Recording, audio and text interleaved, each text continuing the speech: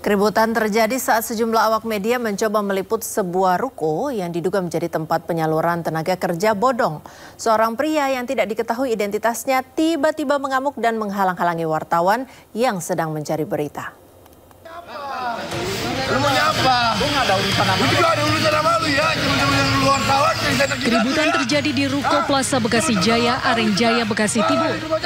Sejumlah wartawan yang tengah meliput lokasi yang diduga menjadi tempat penyaluran tenaga kerja bodong tiba-tiba dihadang oleh pria tak dikenal.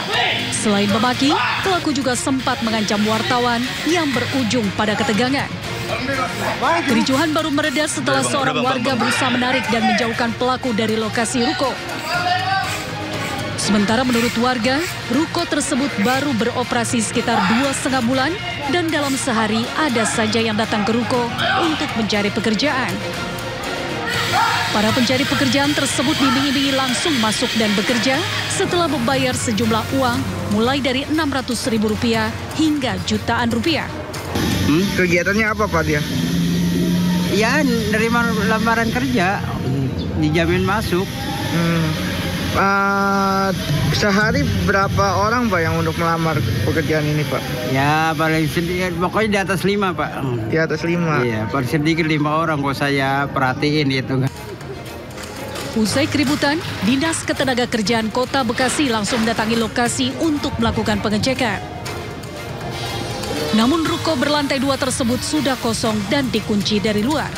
Ya, kami yang punya lokasi ya, domisili ada di Kota Bekasi dan kami melakukan langsung ke lapangan. Ternyata di lapangan kita tidak bisa nih, sudah disegel, tidak bisa nemuin orangnya. Nah ini jelas-jelas bodong, kalau orang yang berizin tidak akan lari. Pihak Disnaker juga belum bisa melakukan penindakan karena tidak ada data baik dari lingkungan atau dari izin usaha. Dari Bekasi, Jawa Barat, Rahmat Hidayat, iNews melaporkan. Awal tahun 2025 menjadi periode yang penuh tantangan bagi dunia ketenagakerjaan Indonesia. Gelombang PHK melanda beberapa sektor industri. Meski demikian, pemerintah memiliki jurus jitu menghadapi ancaman badai pemutusan hubungan kerja di Indonesia.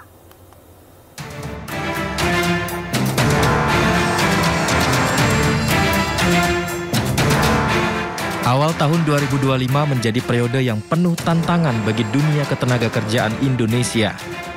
Gelombang pemutusan hubungan kerja atau PHK melanda beberapa sektor industri dan meninggalkan ribuan pekerja dalam ketidakpastian. Gelombang PHK ini mencerminkan ketidakstabilan ekonomi yang semakin terasa. Penurunan daya beli masyarakat, fluktuasi nilai tukar diduga akibat konflik geopolitik yang telah mempengaruhi beberapa perusahaan di Indonesia. Bagi para pekerja yang terdampak PHK, mencari pekerjaan baru bukanlah hal yang mudah. Persaingan ketat, keterbatasan lapangan kerja, dan kebutuhan akan keterampilan baru menjadi tantangan tersendiri.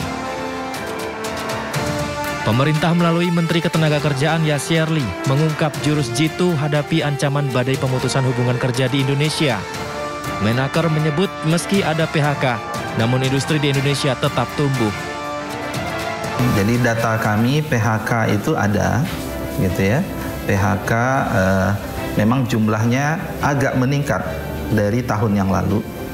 Tapi yang ingin saya sampaikan juga industri itu juga tumbuh.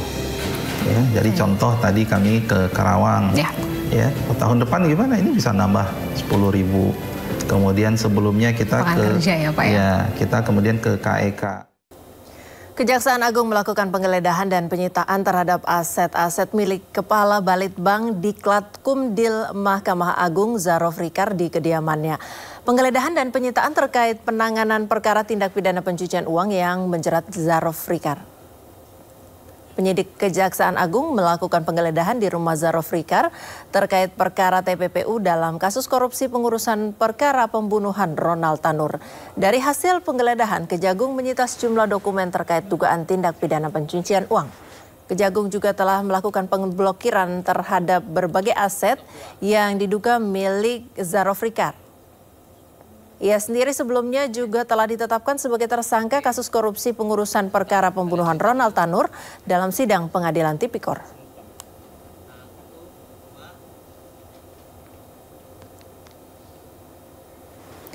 Pemirsa, Koalisi Sipil Masyarakat Anti Korupsi mengadukan Jampitsus terkait surat dakwaan Zarofrikar ke Jamwas Kejagung RI pada Senin siang. Koalisi Sipil Masyarakat Anti Korupsi, Indonesia Police Watch, dan Pergerakan Advokat Nusantara mengadukan Jampitsus Febri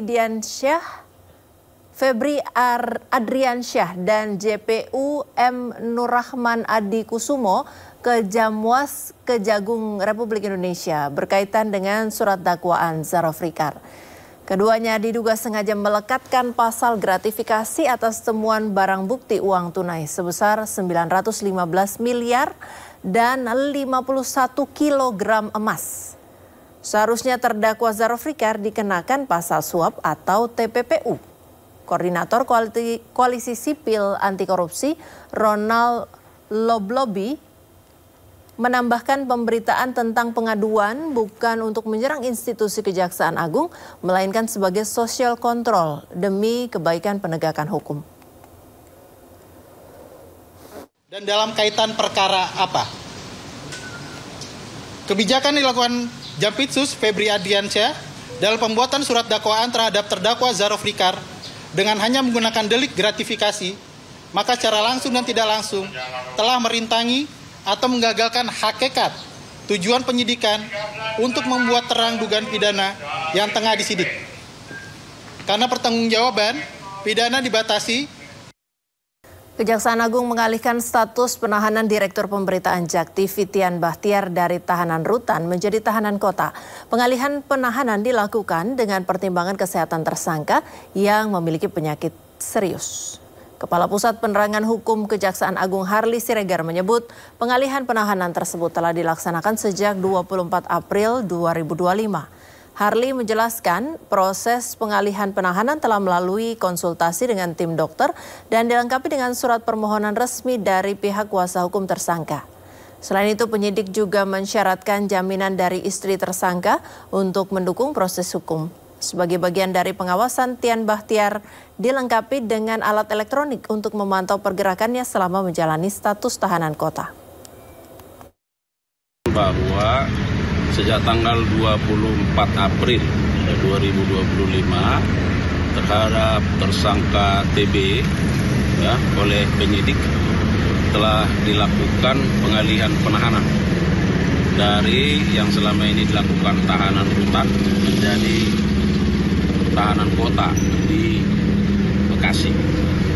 Apa yang menjadi alasan dari pengalihan penahanan ini? Yang pertama, bahwa kuasa hukum yang bersangkutan mengajukan terhadap pengalihan penahanan itu, ya. Kemudian yang kedua, bahwa ada alasan kesehatan, sehingga penyidik setelah berkonsultasi dengan tim dokter, ya, berketetapan bahwa kepada yang bersangkutan sangat perlu dilakukan pengalihan penahanan. Dapat kami sampaikan bahwa ternyata yang bersangkutan ada riwayat sakit jantung dan sudah 8 ring dipasang, ya. Kepada yang bersangkutan juga dilekatkan alat elektronik yang akan melakukan pemantauan terhadap pergerakan, ya. Jadi sudah dipasang alat elektroniknya. Sementara itu, Kejaksaan Agung menggelar rekonstruksi pemberian suap senilai 60 miliar rupiah terhadap para hakim dalam vonis lepas kasus korupsi minyak sawit mentah. Dalam rekonstruksi terungkap bahwa pertemuan para tersangka dilakukan sebanyak 3 kali sebelum suap diberikan.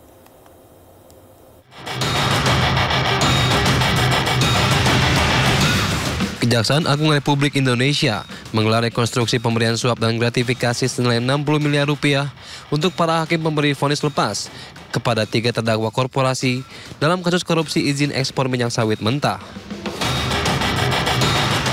Reka adegan ini melibatkan 8 tersangka, terdiri dari 4 tersangka hakim penerima suap dan 4 tersangka pemberi suap. Ke-8 tersangka melakukan rekonstruksi sebanyak 27 adegan, mulai dari pertemuan hingga pembagian uang suap di antara para hakim.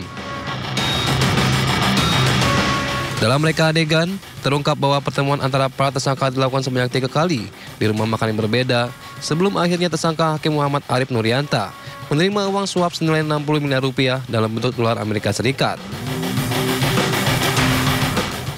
Reka adegan ini dilakukan untuk membuat lebih terang konstruksi kasus suap dan gratifikasi para hakim dalam memvonis lepas 3 terdakwa korporasi. Tim Liputan iNews melaporkan.